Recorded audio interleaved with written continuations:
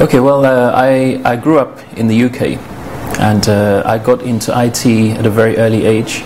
By the time I was about 14, I was running my own software company, and I developed some software that ran the National Health Service, their general practitioners, so the clinics and so on. We developed the software that will hold the medical records of the patients, appointments for screening, and all of that sort of medical stuff. So I developed that about 15 years, and it was taken on by the National Health Service and the Royal College of General Practitioners.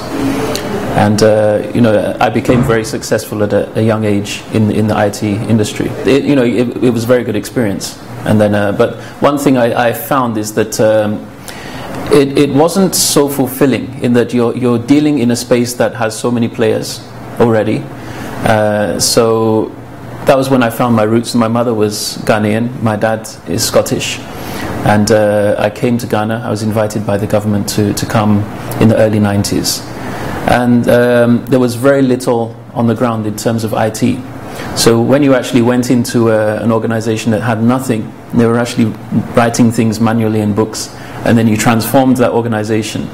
You could really see the difference. It wasn't like you're just tweaking something and maybe it's the latest feature in a new car. You've already got a car. So we've been in the West African side of the industry for 20 years now, and we're working on a lot of government-based projects, and one of the largest ones we have is the government payroll.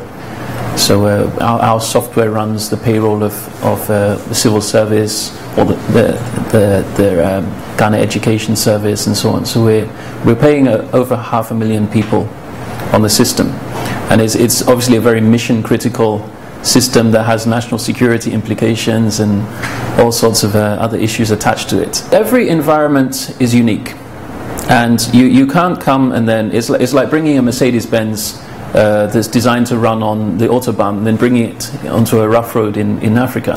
It's not going to last very long. It will break down fairly quickly.